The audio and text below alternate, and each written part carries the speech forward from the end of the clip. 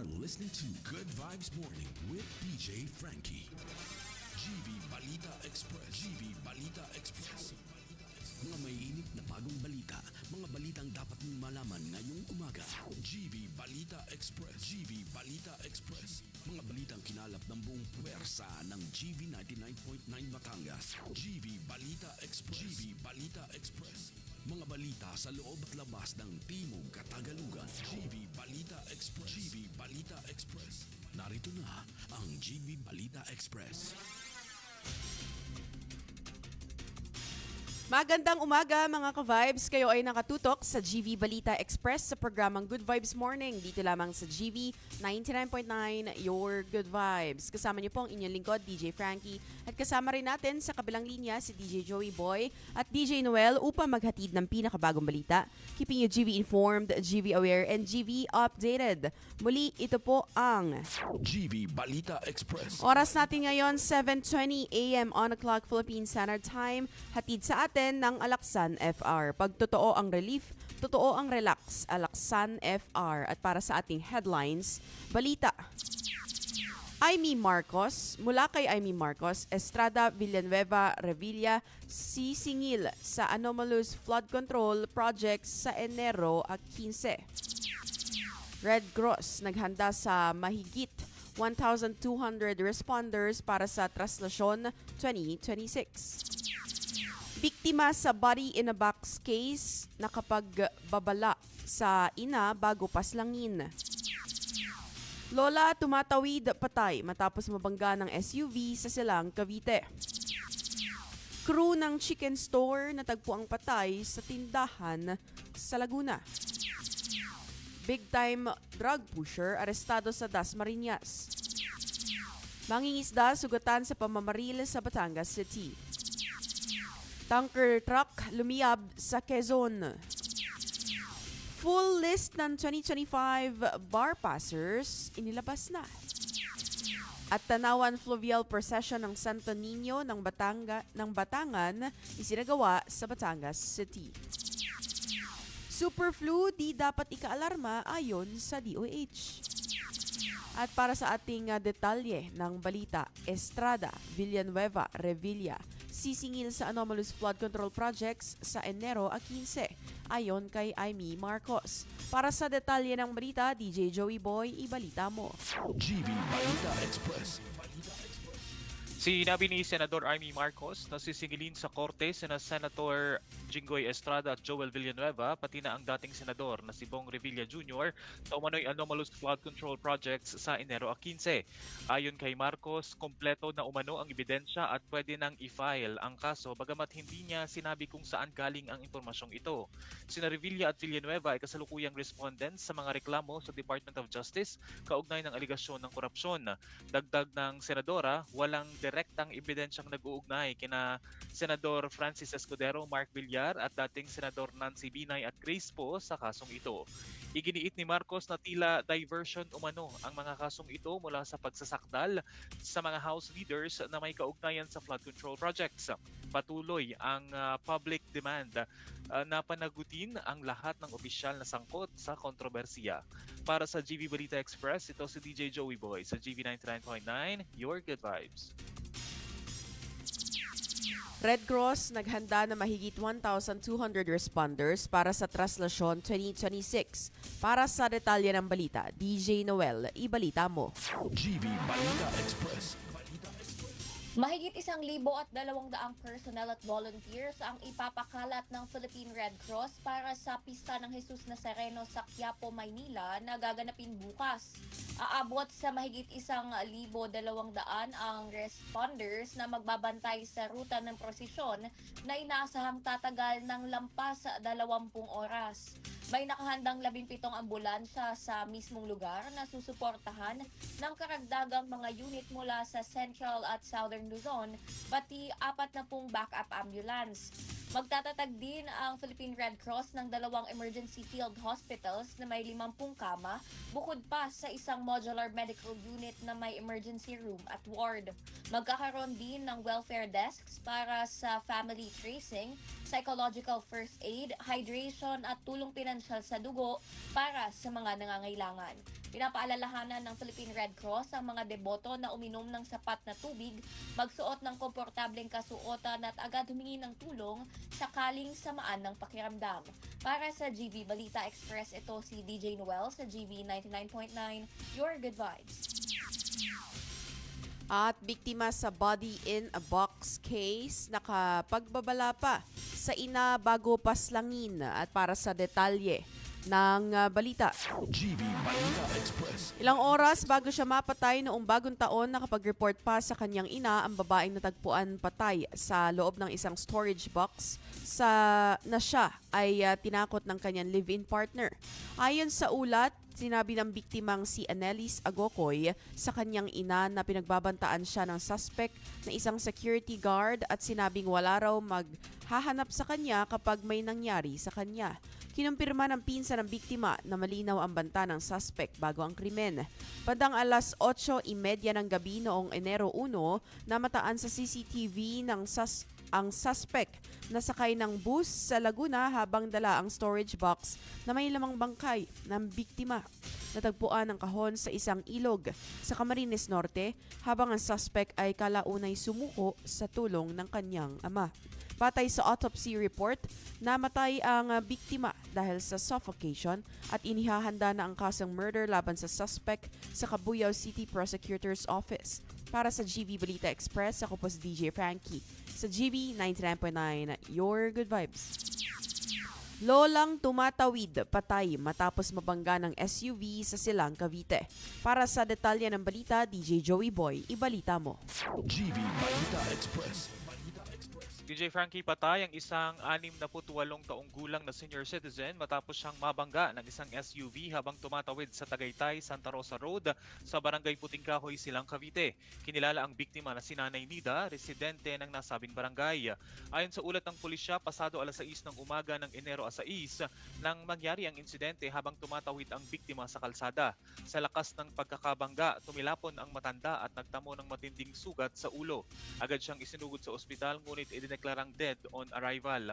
Arestado ang driver ng SUV at nahaharap sa patong-patong na kaso habang patuloy ang investigasyon ng mga otoridad.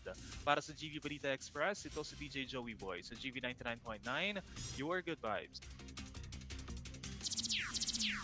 Crew ng chicken store natagpo ang patay sa tindahan sa Laguna. Para sa detalye ng balita, DJ Noel, pasok. GV Balita Express. Patay ang isang 48 taong gulang na crew ng isang chicken store matapos matagpo ang duguan sa loob ng pinagtatrabahuhan niyang tindahan sa barangay Sampaloc, Pagsanhan, Laguna. Kinilala ang biktima sa alias na Edison, residente ng San Pablo City. Ayon sa pulisya, bandang alas 11:20 ng umaga nang madiskubre ng kanyang katrabaho ang walang buhay na katawan ng biktima sa loob ng establishmento.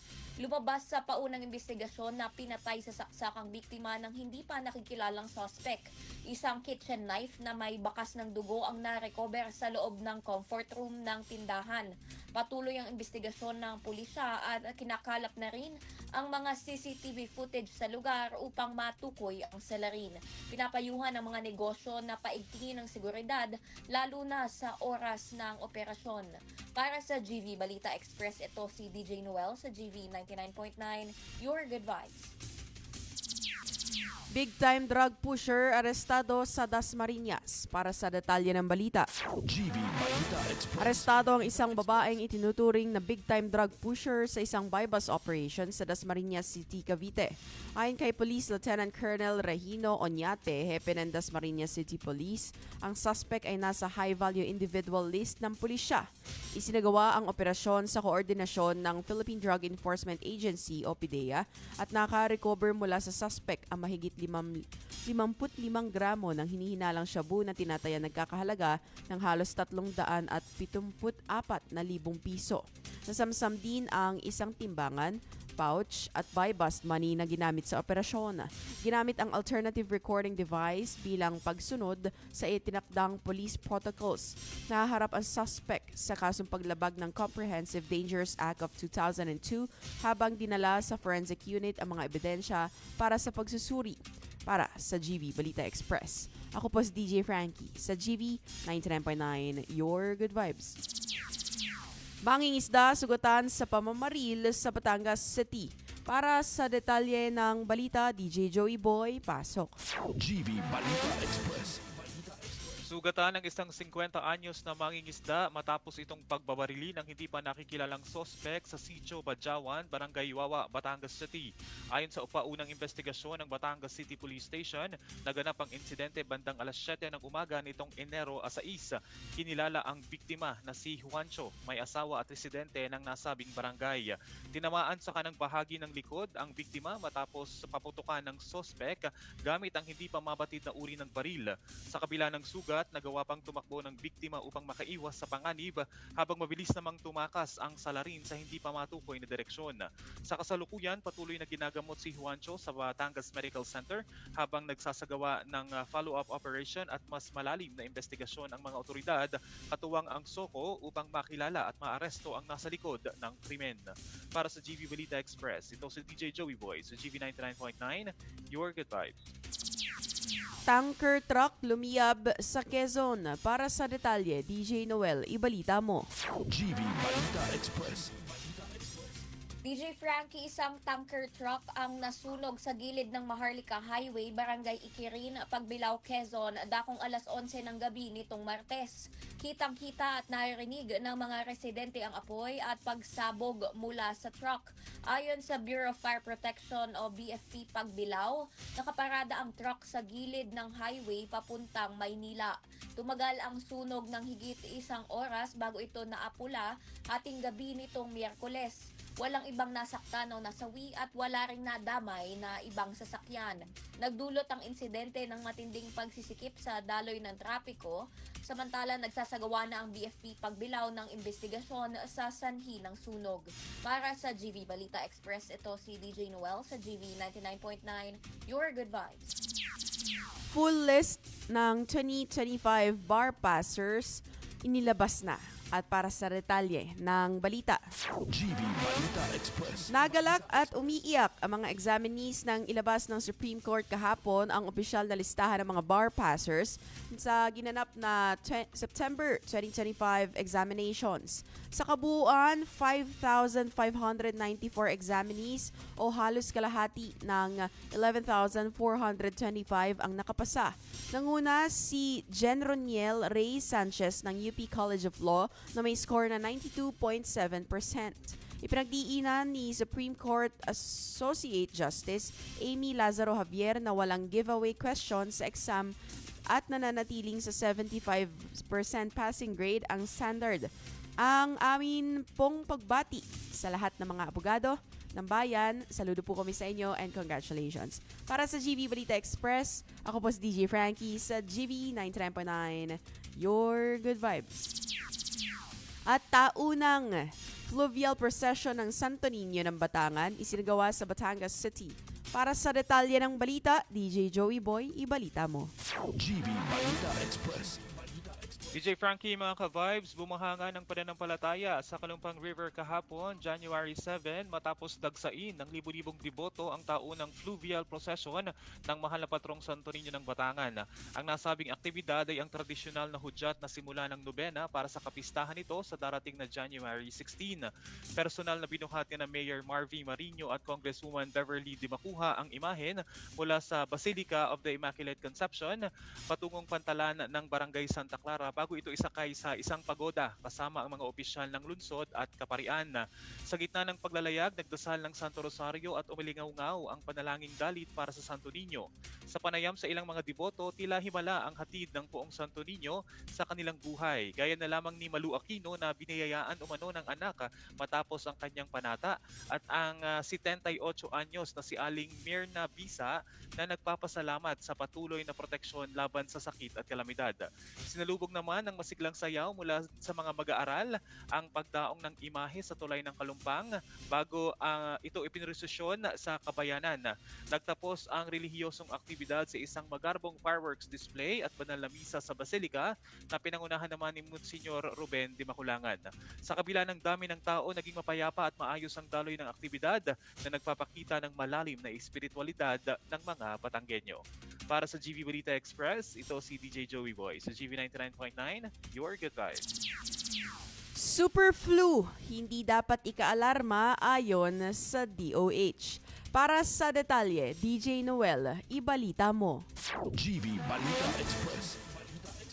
Walang dapat ikaalarma sa kumakalat na super flu sa ibang bansa pero hinihikayat ng Department of Health ang publiko na magpabakuna at sundin ang dapat na pag-iingat.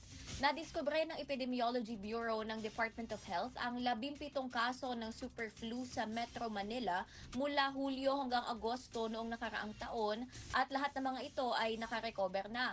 Ayon sa Department of Health, wala pang naitalang kaso hanggang ngayong taon. Sinabi ng DOH na karaniwang nawawala ang influenza ng pusa, pero ang may mga underlying medical conditions ay maaaring makaranas ng mas malalang sakit. Hinihikayat naman ang publiko na takpan ng bibig at ilong o kapag umuubo o bumabahing at magpabakuna. Ang super flu, opisyal na tinatawag na subclade K, ay isang variant ng influenza A o H3N2. Ang naturang sakit ay maaaring tumagal mula ilang araw hanggang 2 linggo at maaaring magdulot ng mas matinding sintomas kaysa karaniwan.